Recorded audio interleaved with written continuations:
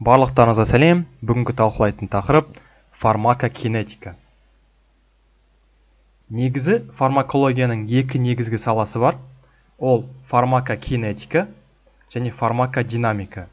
Фармакокинетика дәрілік заттардың организмде жылжуын зерттейді, ал фармакодинамика дәрілік заттардың организмге әсерін зерттейтін фармакологияның саласы болып табылады. Бүгінгі лекцияда біз фармакокинетиканы талқылаймыз.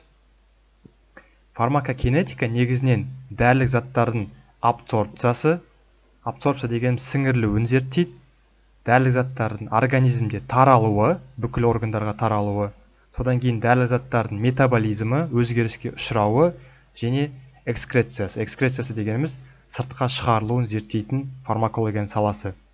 Мысалы, таблетканы алатын болсақ, таблетканы біз ішке қабылдаймыз. Тамақ секілді таблетка бірінші асқазанға барады.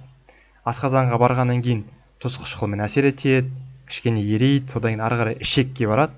Ішекке барғаннан кейін ішекте толықтай еріп, ішекте сосын қанға сіңеді. Қанға сіңгеннен кейін ең бірінші ол препарат бауырға барады. Бауырда метаболизмге ұшырайды. Ұшырағаннан кейін бауыр арқылы кейін үлкен қан айналым шеңберіне түседі. Үлкен қан айналым шеңберіне түскеннен кейін препарат барлық органдарға таралады. Сонда ең бірінші ішекте сіңді препарат, сонда препараттың абсорбциясы, содан кейін бауырға барды. Бауырда ол метаболизмге ұшырайды. Содан кейін метаболизмнен кейін бауырдан шыққаннан кейін қанға түседі, үлкен қан айналым шеңберіне. Содан кейін барлық органдарға тарайды. Осы барлық органдарға таралғаннан кейін дәрілік препарат өз әсерін бергеннен кейін, содан кейін ол сыртқа шығарылады. Сонда фармакокинетика дегеніміз дәрілік заттардың организмде жылжуын зерттейді. Абсорбциясы, таралуы, метаболизмі және экскрециясы. Енді дәрілік заттардың енгізу жолдары. Енгізу жолдарына байланысты препараттардың фармакокинетикасы әртүрлі болады. Мысалы, сол үшін бірінші біз дәрілік заттардың енгізу жолдарын талқылап өтейік. Негізінен дәрілік заттардың енгізу жолдары екі топқа бөлінеді. Ол энтеральды және парентеральды деп. Энтеральды дегеніміз ол ауыз арқылы немесе асқазан ішек жолдары арқылы қабылдау дәрілік препараттарды. Мысалы, ауыз арқылы ішке қабылдаймыз, немесе тіл астына, немесе тік ішекке, ректальды. Бұлардың барлығы энтеральды енгізу жолына жатады. Одан кейін парентеральды енгізу жолы бұл асқазан ішек жолдарын пайдаланбайтын жол. Негізінен бұл барлық инъекциялар. Мысалы, көк тамырға, бұлшық етке, тері астына барлық инъекциялардың түрлері, тері ішіне, мысалы, ол парентеральды жолға жатады. Сол энтеральды және парентеральды екі негізгі, одан бөлек басқа да енгізу жолдары бар. Олар ингаляциялық, мысалы, интраназальды, мысалы, жергілікті әртүрлі мазьдар, кремдер, немесе әртүрлі лосьондар, теріге жағу. Одан бөлек көзге тамызатын тамшылар, мысалы, немесе құлаққа тамызатын тамшылар, олардың барлығы басқа енгізу жолдарына жатады. Енді парентеральды жолдың артықшылықтары мен кемшіліктері. Парентеральды жол, жаңа айттым, инъекция арқылы енгіземіз деп, көк тамырға, бұлшық етке. Парентеральды енгізген кезде дәрілік заттардың әсері өте тез басталады. Ол бірінші. Және екінші артықшылығы, парентеральды жол төтенше жағдайларда жарамды. Өйткені егер пациент қолын сындырып, аяғын сындырып, мысалы, өте күшті ауырсыну сезім болатын болса, біз сол ауырсынуды басу үшін, мысалы, препаратты көк тамырға немесе бұлшық етке енгіземіз. Біз төтенше жағдай кезінде пациентке таблетка беріп, қашан әсер етеді екен деп күтіп отыра алмаймыз. Бірден әсер ету үшін біз парентеральды жолды таңдаймыз. Мысалы, парентеральды жолдың тағы да пайдасы ол есінен танған науқастарға әсер етеді, өте пайдалы. Және құсу, диареясы бар науқастарға парентеральды жолмен енгізген дұрыс, себебі ауыз арқылы қабылдаған препараттар құсқан кезде ол сыртқа шығып кетеді, немесе диареясы бар пациенттерде ол дұрыс сіңбейді.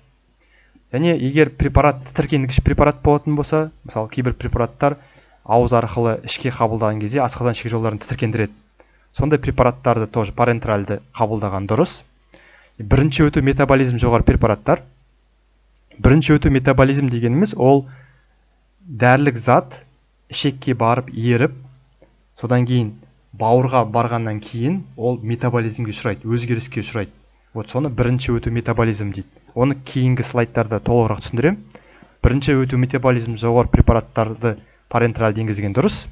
Себебі парентеральды енгізген кезде препарат бірден үлкен қайналым шеңберіне түседі, бауырға бармайды. Кейбір препараттар ауыз арқылы сіңірілмейді. Ауыз арқылы сіңірілмейтін препараттар, мысалы аминогликозидтер деген антибиотиктердің тобы бар. Ол препараттар тек қана парентеральды енгізіледі. Және ауыз сөл, ас қорыту сөлімен жойылатын препараттар. Мысалы инсулин таблетка ретінде ішке қолданбайды. Себебі инсулин ас қорыту жолында, асқазанда асқазан сөлімен жойылады. Сондықтан тек қана парентеральды енгізіледі. Енді кемшіліктері. Парентеральды жол арқылы қолдану үшін барлық препараттар асептикалық жағдайлар талап етеді. Барлық процедуралар, мысалы көк тамырға енгізсе де, бұлшықетке енгізсе де, тері астына барлық кезде асептикалық жағдайды талап етеді. Және бұл кезде арнайы маман талап етеді, мысалы медбике немесе дәрігер деген секілді. Және инвазивті әдіс болғандықтан бұл ауырсынуды шақырады. Әсіресе балалар білесіздер, барлық инъекциялардан қорқады, ауырсыну шақыратын себебіне байланысты. Және пациент препаратты өзі қабылдай алмайды. Жаңа айтып өткендей, мысалы таблетка болса, пациент өзі қабылдайды, таблетканы іше алады. Ал бірақ инъекция кезінде, мысалы көк тамырға енгізу керек болатын болса, пациент мысалы көк тамырға өзі енгізе алмайды. Әрине наркоман болса енгізе алады, бірақ басқа пациенттер мысалы өзі көк тамырға, бұлшықетке инъекцияны қабылдай алмайды. Арнайы маман керек әрдайым. Және одан бөлек инвазивті әдіс болғандықтан парентеральды жол арқылы енгізген кезде нервтердің, тамырлардың және тағы басқа жергілікті тіндердің жарақатын әкелуі мүмкін. Енді ауыз арқылы артықшылықтары: ол қауіпсіз, арзанырақ, ауырсынусыз, мысалы парентеральды жолмен салыстырғанда, және қайталап және ұзақ пайдалану үшін өте ыңғайлы. Мысалы егер кейбір пациенттер мысалы 1 жылдап, 2 жылдап өмірінің соңына дейін препараттарды қолданады. Егер біз сол кезде парентеральды жолды таңдайтын болсақ, мысалы көк тамырға пациент 1 жыл бойы қолданатын болса, ол пациентке көптеген ыңғайсыздықтар алып келеді. Сондықтан 1 жылға, 2 жылға өмірінің соңына шейін пациент дәрілік препараттарды қолданатын болса, біз оны ауыз арқылы тағайындауға тырысамыз. Және пациент өзі қабылдай алады. Кемшіліктері: жағымсыз және қатты тітіргендікші дәрілерді ауыз арқылы бермейміз, оларды парентеральды беруге тырысамыз. Және сіңірілмейтін дәрілер, жаңа айтып өткендей, аминогликозидтер ауыз арқылы сіңбейді. Ас қорыту сөлімен жойылатын препараттар, мысалы инсулин тұз қышқылы арқылы жойылады, сондықтан тек қана парентеральды енгізіледі. Алғашқы метаболизм жоғары препараттар, жаңа айтып өткендей, бауырға барады да, бауырда бірден бұзылады, өзгеріске ұшырайды. Сондықтан біз оны ауыз арқылы енгізбейміз. Ес-түссіз жатқан науқастарға беруге болмайды, өйткені ес-түссіз жатқан науқас біріншіден препаратты жұта алмайды, екіншіден төтенше жағдай болғандықтан оның әсері өте баяу болады. Және ауыр құсу, диареясы бар науқастарға бермейміз. Жаңа айтып өткендей, төтенше жағдай жарамайды, өйткені препараттардың әсері өте баяу. Келесі енгізу әдісі бұл сублингвальды жол немесе тіл астына. Тіл астына енгізудің артықшылықтары: бірінші, препараттың әрекетінің тез басталуы. Себебі тіл астына қабылдаған кезде препарат бірден үлкен қан айналым шеңберіне түседі, бірден жүрекке барады, бауырға бармайды. Сондықтан тез әсер етеді. Мысалы, жүрек ұстамасы бар пациенттерде біз нитроглицеринді тіл астына тағайындаймыз. Себебі тіл астына қабылдаған кезде әсері бірден 2-3 минутта басталады. Ал егер таблетка ретінде беретін болсақ, таблетка ретінде қабылдаған нитроглицерин әсері өте баяу басталады. Және егер препараттың жаңа мәселелері бірден басталатын болса, аллергиялық реакциялармен көрінетін болса, онда препараттың әсерін түкіру арқылы тоқтатуға болады. Және бірінші метаболизмнен айналып өтеді. Жаңа айтып өткендей, бірінші метаболизм дегеніміз препараттың бауырға барып, бауырдан деактивация, жаңағы препараттың метаболизмге ұшырауы. Соны біз бірінші метаболизм дейміз. Сондықтан сублингвальды жол арқылы бауырға бармайды. Және пациент өзі қабылдай алады. Кемшіліктері: оларға тітіркендіргіш және майда еремейтін препараттар жатады. Бұларды тіл астына қабылдай алмаймыз. Және жағымсыз дәмі бар препараттарды тіл астына қабылдауға болмайды. Және дәрілік заттарды тасымалдау. Дәрілік препаратты қабылдағаннан кейін, асқазанға барғаннан кейін, одан кейін ішекке барып ерігеннен кейін ол ішек арқылы қанға сіңу керек. Қанға түскеннен кейін, қаннан кейін ол барып жасушалардың бәріне таралып, жасушалардың ішіне ену керек. Препарат жасушалардың ішіне қалай енеді? Бірінші, ол пассивті диффузия арқылы. Мысалы, препараттар өзі екі топқа бөлуге болады. Майда еритін препараттар, майда еритін, және суда еритін препараттар деп. Ең бірінші майда еритін препараттар, ол жасуша мембранасы арқылы оңай өтеді. Себебі жасушаның мембранасы екі қабатты фосфолипидтерден тұрады. Майдан тұрады, былайша айтқан кезде. Сол майдан тұратын болғандықтан майда еритін препараттар жасушаның мембранасы арқылы оңай жасушаның ішіне өте алады. Ал суда еритін препараттар болса, арнайы поралар болады, арнайы каналдар. Солар арқылы пассивті диффузия арқылы суда еритін препараттар жасушаның ішіне енеді. Пассивті диффузия кезінде препараттар концентрация градиенті жоғарыдан төменге қарай енеді. Және екінші жеңілдетілген диффузия. Жеңілдетілген диффузияда арнайы тасымалдағыш керек. Бұл кезде тоже препарат жоғарғы концентрациядан төменгі концентрацияға қарай енеді. Бірақ бұл жерде ешқандай энергияны талап етпейді. Сонда пассивті диффузия мен жеңілдетілген диффузия энергияны талап етпейді, ешқандай энергияның жұмсалуынсыз жасуша ішіне енеді. Келесі тасымалдаудың түрі ол активті тасымалдау. Бұл кезде дәрілік препарат жасушаның ішіне ену үшін арнайы АТФ-ті жұмсайтын, энергияны жұмсайтын арнайы тасымалдаушы қажет. Бұл кезде препараттар концентрация градиентіне қарамайды. Концентрация градиенті төменнен жоғарғы концентрацияға қарай тасымалданады. Концентрация градиенті дегеніміз мен қазір түсіндіріп өтейін. Мысалы, мынау жасушаның іші болатын болса, мынау жасушаның сырты. Жасушаның ішінде, мысалы, препараттың концентрациясы өте төмен, өте төмен. Ал жасушаның сыртында, мысалы, қан тамырда ол өте жоғары. Егер жоғары болатын болса, жоғарыдан төменге қарай препараттар оңай өте алады. Концентрация градиенті жоғарыдан төменге өтеді. Ал егер жасуша ішінде концентрация жоғары болып, сыртында төмен болатын болса, онда жасушаның ішіне өтуі қиындайды препараттардың. Осы кезде активті тасымалдау, арнайы тасымалдаушылар энергияны жұмсау арқылы АТФ-ті концентрация градиенті төменнен жоғарыға қарай тасымалдайды. Және келесі тасымалдаудың түрі ол пиноцитоз. Пиноцитоз бұл молекулалық массасы өте үлкен дәрілік препараттарды тасымалдау үшін керек. Себебі молекулалық массасы кішкентай препараттар осы үш әдіс арқылы тасымалданады. Ал өте үлкен болатын болса, бұл үлкен препараттар ешқандай поралар арқылы, ешқандай тасымалдаушы арқылы тасымалданбайды. Өйткені бұлар сыймайды ол пораларға, тасымалдаушыларға. Сондықтан бұлар жасуша мембранасын инвагинациясы арқылы ішке тасымалданады. Препарат жасушаға келеді. Жасуша келгеннен кейін жасушаның мембранасы ішке қарай енеді. Бұны инвагинация дейміз. Енгеннен кейін ол ішке қарай енеді, сосын үзіліп іште мынандай препарат сақталған жаңағы жасушаның қабырғасының бір бөлігі пайда болады. Осыны біз пиноцитоз әдісі деп айтамыз.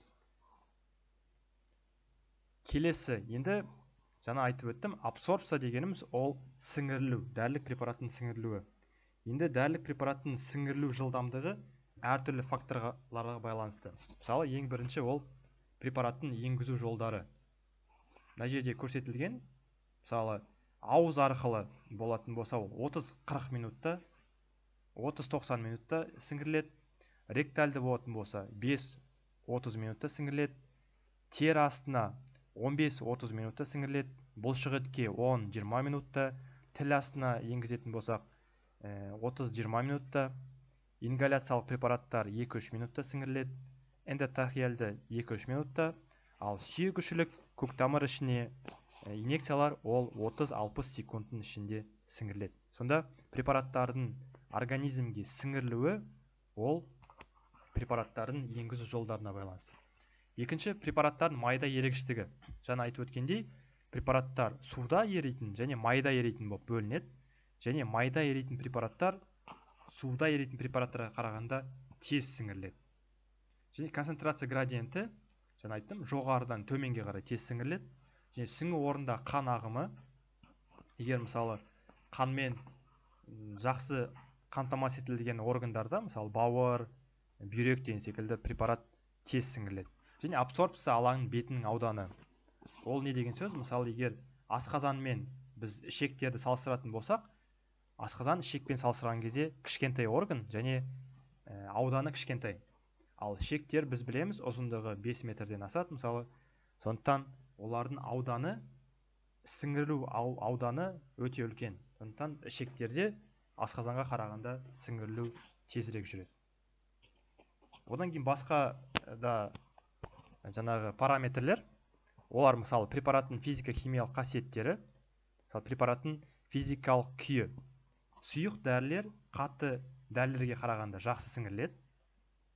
Екінші параметр ол липидтердің ерегіштігі мен иондануы, мысалы майда еритін препараттар, жаңа айтып өткем, және иондалмаған дәрілер суда еритін препараттар мен иондалған дәрілерге қарағанда жақсы сіңіріледі.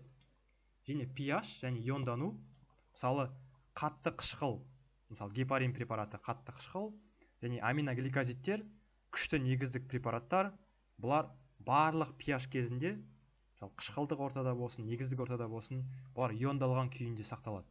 Иондалған күйінде болғандықтан бұлар нашар сіңіріледі. Жаңа айттым, мына жерде иондалған препараттар, олар нашар сіңіріледі. Және бөлшектердің мөлшері, былай айтқан кезде молекулалық массасы. Молекулалық массасы кішкентай препараттар, молекулалық массасы үлкен препараттарға қарағанда тезірек сіңіріледі. Және ыдырау уақыты, мысалы препараттар таблетканы қабылдағаннан кейін ол еру керек.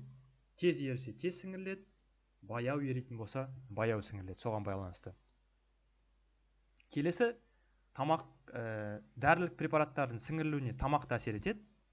Мысалы, тамақ рифампицин, леводопа деген препараттардың сіңуін төмендетеді.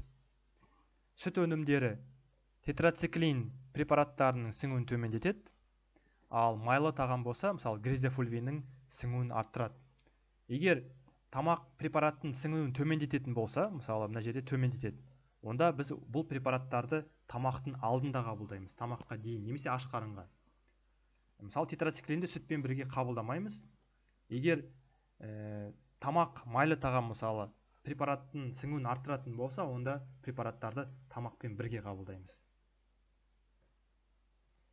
Енді абсорбция процесіне әсер ететін басқа да факторлар, олар басқа препараттардың болуы. Мысалы кейбір пациенттер бір ғана препарат емес, бірнеше препаратты қабылдайды. Сол қабылдаған препараттар бір-бірінің сіңіруіне әсер етуі мүмкін. Мысалы, егер пациент темір тапшылық анемиямен ауыратын болса, онда біз темір препараттарын тағайындаймыз. Темір препараттарын біз аскорбин қышқылымен бірге тағайындасақ, мысалы феррум, темір препараттарын біз аскорбин қышқылымен витамин С мен бірге қабылдайтын болсақ, онда витамин С темірлердің сіңіруін арттырады, ауыз арқылы қабылдаған. Және антоциттер. Антоциттер дегеніміз асқазанның қышқылдылығын төмендететін препараттар. Мысалы тетрациклин препараттары егер антоциттермен бірге болатын болса, онда антоциттер тетрациклиндердің сіңуін төмендетеді. Сіңірілу бетінің ауданы, оны жаңа айтып өткем, дәрілік заттар аш ішекте жақсы сіңеді, неге қарағанда, асқазанға қарағанда. Және асқазан ішек жолдарының аурулары, мысалы ахлоргидрия деген ауру, бұл кезде пациентте асқазанда тұз қышқылын бөлуі мүлдем болмайды, немесе төмендейді. Егер тұз қышқылы асқазанда бөлінбейтін болса, кейбір препараттардың сіңуі үшін қышқылдық орта қолайлы. Мысалы, темірді біз қабылдайтын болсақ, егер пациентте ахлоргидриямен ауыратын болса, онда ішекте сіңуін төмендетеді. Келесі слайд. Бұл слайдта біз биожетімділікті не екенін талқылаймыз. Биожетімділік F әріпімен белгіленеді. Препаратты қабылдағаннан кейін, мысалы біз препаратты ауыз арқылы қабылдадық, таблетканы, ол ауыз арқылы қабылдағаннан кейін асқазанға барады, ішекке барады, содан кейін қанға сіңіріледі, бауырға барады, бауырда метаболизмге ұшырайды, содан кейін барып үлкен қан айналым, жүйелік қан айналымға түседі. Осы жүйелік қан айналымға түскен өзгермеген дәрілік заттың пайызын біз биожетімділік деп айтамыз. Мысалы, пациент 100 грамм препаратты 100 миллиграмм препаратты қабылдаса, ол 100 миллиграмм препараттың мысалы 70 миллиграммы ішекте сіңіріледі, 30 миллиграмм сіңірілмеді, мысалы 70-і сіңірілді, сосын 70 миллиграмм бауырға барды, бауырға барғаннан кейін оның 20 миллиграммы метаболизмге ұшырады, тек 50 миллиграммы өзгеріссіз жаңағы жүйелік қан айналымға түсетін болса, онда біз биожетімділігі 50% деп айтамыз. Мысалы, көк тамырға және ауыз арқылы берген препараттардың биожетімділігі екі түрлі болады. Мысалы, көк тамыр ішіне егер беретін болсақ, онда биожетімділік 100% болады. Өйткені біз енгізген 100% препарат 100% жүйелік қан айналым жүйесіне түседі. Барлық доза организмде қолжетімді. Ал егер ауыз арқылы беретін болсақ, ауыз арқылы берілген препараттардың биожетімділігі әрқашан төмен болады. Өйткені препараттар ішекте толықтай сіңірілмейді. Содан кейін бауырға барады да, бауырда белгілі бір пайызы метаболизмге ұшырайды. Сондықтан ауыз арқылы қабылдаған препараттың кейін жүйелік қан жүйесіне түсетін бөлігі өзгермеген, 100-ден төмен болады. Ол толық сіңірілмеуіне байланысты және бауырға барып метаболизмдеуіне байланысты. Мына жерде қарасаңыздар, мынау IV дегеніміз көк тамыр ішіне биожетімділігі плазма концентрациясы 1-ден жоғары болады да, сосын жайлап ол төмендей бастайды, себебі препарат сыртқа шығарылуына байланысты. Ал ауыз арқылы қабылдаған кезде препараттың плазмадағы концентрациясы жайлап жоғарылай бастайды. Өйткені препарат жайлап еритті, біртіндеп сіңеді. Содан кейін белгілі бір уақытта пикіне жетеді, барлық препарат еріп, барлық препарат сіңгеннен кейін пикке жетеді, содан пикке жеткеннен кейін препарат жайлап сыртқа шығарыла бастайды, сосын препараттың концентрациясы қанда төмендейді. Келесі слайд, бірінші өту метаболизмі, ағылшынша айтқан кезде first pass metabolism. Ішке қабылдаған барлық препараттар ішекке барып сіңгеннен кейін портальды вена арқылы бірінші бауырға барады. Бауырға барғаннан кейін жаңа айтып өткендей препараттардың барлығы метаболизмге ұшырайды. Кейбір препараттар бауырда өте тез метаболизмге ұшырайды. Ол кейбір препараттар мысалы бауырда 50%, 60%, 70%-ға дейін метаболизмге ұшырауы мүмкін. Бірінші рет бауырдан өткен кезде. Сол бірінші өту метаболизм дегеніміз бауырдан өткеннен кейін айналымға түсетін дәрілік препараттың көлемінің азаюын айтамыз. Мысалы, бауыр ауруы бар науқастарда бірінші өту метаболизмі төмен болуы мүмкін, себебі ондай пациенттерде бауырдағы ферменттердің активтілігі төмендейді. Енді дәрілік заттардың таралуы. Дәрілік заттар организмге түскеннен кейін, үлкен қан айналым шеңберіне түскеннен кейін, ол барлық органдарға, барлық тіндерге таралады. Дәрілік заттардың таралуы ол бірінші жүректің минуттық көлеміне байланысты және жергілікті қан ағымға байланысты. Мысалы, ми, бауыр, бүйрек деген секілді органдар тамырға өте бай органдар. Бұл органдар қанмен жақсы қамтамасыз етілген. Егер көп қан баратын болса, көп қанмен бірге көп дәрілік зат барады. Ал майлы тін, тері және басқа да ағзалар, олар нашар тамырланған. Егер аз қан баратын болса организмге, органға, онда аз препарат барады. Және капилларлардың өткізгіштігі, мысалы гематоэнцефальды барьер деген бар, ол біз қабылдаған барлық препараттар, олар миға тікелей бармайды, себебі мида арнайы барьер бар. Ол барьер, мысалы, егер мынау капилляр болатын болса, капиллярдың ішінде эндотелиалды жасушалар бар. Мысалы, мынау эндотелиалды жасушалар. Мынау бауырда эндотелиалды жасушалар арасында саңылау болады. Осы саңылау арқылы бауырдан барлық препараттар бауырға оңай өтеді. Себебі бауырда метаболизм процесі жүргендіктен бауырға барлық препараттар сіңіріледі. Ал мынау мидың эндотелиалды жасушалары, мида эндотелиалды жасушаларда ешқандай саңылау болмайды. Бұл жақта эндотелиалды жасуша өте тығыз орналасқан. Сондықтан саңылау болмағандықтан бұл жерде көптеген препараттар миға тікелей өте алмайды. Мысалы, алдыңғы слайдтарда айтып өткен препараттар, суда еритін препараттар және майда еритін препараттар бар деп. Майда еритін препараттар гематоэнцефальды барьерден өте алады, ал суда еритін препараттар миға гематоэнцефальды барьерден өте алмайды. Және тіндердің көлемі, мысалы, орган үлкен болса, қан айналымы жақсы болатын болса, онда препараттардың таралуы жақсы болады. Және препараттың плазма және ұлпа ақуыздармен байланысу дәрежесі осыған байланысты, және препараттардың салыстырмалы липофильділігі. Липофильді дегеніміз ол майда ерігіштігі. Майда жақсы еритін препараттар жақсы таралады. Енді ақуыздармен байланысу, жаңа алдыңғы слайдта көрсеткем, көптеген препараттар қанға түскеннен кейін қанда плазма ақуыздармен байланысады. Оның ішінде негізінен альбумин, себебі альбумин ол плазма ақуыздарының ішіндегі транспорттық қызмет атқаратын ақуыздардың бірі.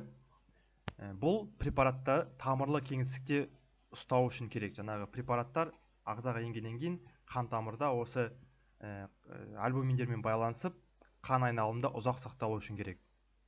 Егер пациентте гипоальбуминемия болатын болса, ол альбуминдердің төмендеуі. Альбуминдер негізінен бауырда түзіледі. Егер пациентте бауыр ауруы болатын болса, онда альбуминдер төмендейді. Егер пациентте нефротикалық синдром болатын болса, онда көптеген ақуыздар несеп арқылы сыртқа шығып кетеді, пациентте протеинурия болады. Осыған байланысты альбуминдердің мөлшері төмендейді. Егер альбуминдердің мөлшері плазмада төмендейтін болса, онда дәрілік препараттардың плазма ақуыздарымен байланысуы төмендейді. Себебі альбумин жетіспейді, альбумин аз. Егер препараттар байланыспаған күйде болатын болса, бос препараттар көп болатын болса, онда шеткі органдарға препараттардың таралуы өте тез болады.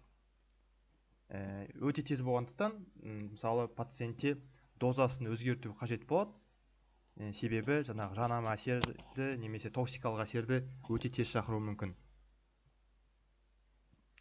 Метаболизм, жаңа алдыңғы слайдтарда метаболизм жайлы көп айтқанмын. Бұл бауырда жүретін реакциялардың тобын біз метаболизм деп айтамыз. Мысалы, препарат бауырға түскеннен кейін, жаңа айттым, бауырда препарат өзгеріске ұшырайды. Бауыр негізгі қызметі ол токсикалық заттарды, бөгде заттарды инактивациялау. Соның ішінде біз дәрілік препараттар қабылдаған кезде көптеген препараттар ол бауыр үшін ол бөгде зат.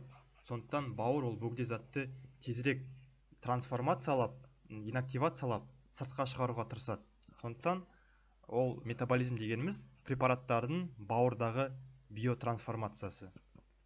Жаңа айтқандай, препараттар липофильді болады, майда еритін және гидрофильді болады, суда еритін. Негізінен майда еритін препараттар олардың сыртқа шығуы өте қиын, ал суда еритін препараттар бүйрек арқылы сыртқа жақсы шығарылады. Сондықтан препараттарды сыртқа шығару үшін бауыр метаболизм кезінде липофильді препараттарды гидрофильді препараттарға айналдырады. Гидрофильді өнімге айналғаннан кейін ол суда еритін метаболиттер бүйрек арқылы сыртқа оңай шығарылады. Және метаболизм фазасы өзі екі фазадан тұрады, бірінші және екінші фаза. Енді метаболизмнің бірінші фазасы. Бірінші фазада не болады бауырда?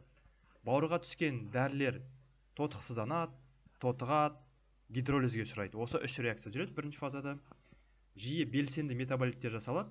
Мысалы, кейбір препараттар активті емес күйде бауырға барады да, активті еместен активті күйге ауысуы мүмкін осы бірінші фаза арқылы. Және екі негізгі факт, ол егде жастағы адамдарда метаболизм бірінші фазасы баяулауы мүмкін, себебі адамның жасы ұлғайған сайын бауырдағы метаболизм процесі баяулайды. Және бірінші фазаға P450 цитохром жүйесі кіреді. P450 цитохром жүйесі дегеніміз не? Бұл бауырдағы жасуша ішілік ферменттердің тобы. Көптеген препараттар осы цитохром P450 жүйесі арқылы метаболизмге ұшырайды бірінші фазада.